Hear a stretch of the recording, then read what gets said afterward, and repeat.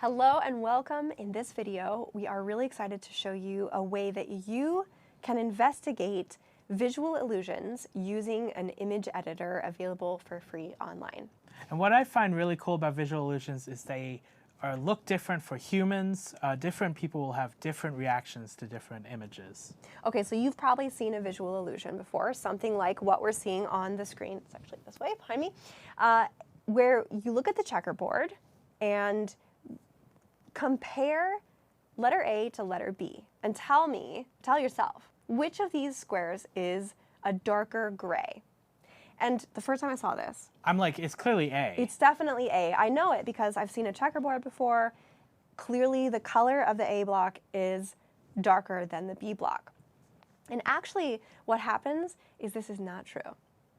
These two blocks are exactly the same color of gray. So why is this? Like, our brains interpret this shadow information and tell us that the B is much lighter. Our brains are making sense of the world coming into our visual systems around us. Yes, while with the computer, the actual pixel values, the actual RGB values that are there are actually the same, and so they are actually the same color. It's like if you printed this out on paper, you could cut out the A and cut out the B and hold them up to each other, and they'd be exactly the same. But how do we do this if we don't have, like, this is only for this illusion? What if we want to investigate any kind of generic illusion? How could we do that? So there's this program online called Pixlr, and this is a photo editor. There are others like it.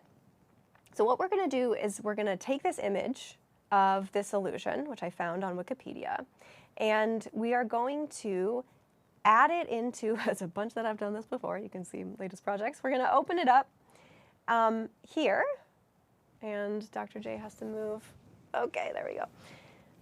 Dropped open file. I don't know why it's doing this. Okay, so now we have this image open. It's a PNG image of our illusion inside of Pixlr E, this editor. And I'm going to show you two ways that you can prove to yourself and your friends that the A and the B are identical. So the first and simplest way is using a tool called the color picker.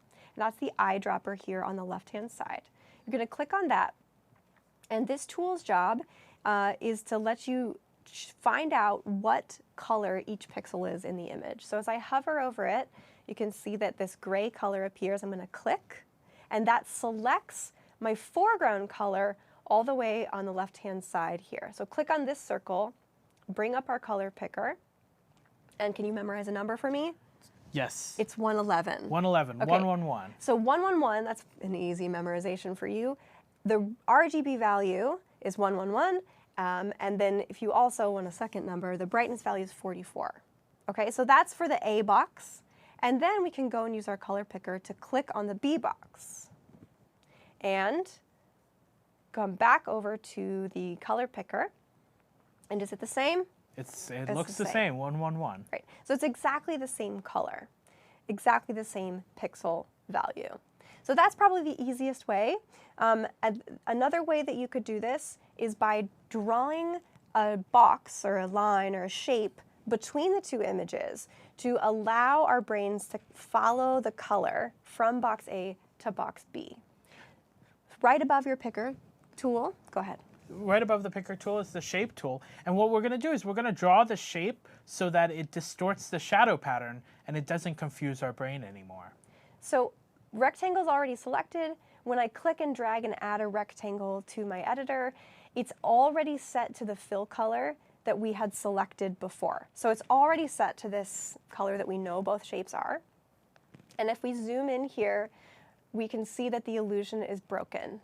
So now in my brain, I'm seeing them as the same color. But it's kind of amazing, you know, Dr. J, even though I know that they're not the same box, same color, even though I know they are the same color, as soon as I delete this box, like my brain's like, oh yeah. B is brighter again. It's definitely brighter. Yeah. Gosh, it's amazing. So we have other illusions, not just this one, that you can import the image and you can use other methods too. Maybe you want to use the lasso tool to cut out a particular part of the image and move it around and put it right next to another part. Or maybe you want to use your wand tool to select a different part of the image. Depends on what kind of visual illusion you're looking at. So we hope you use this tool to do a lot of pixel investigations.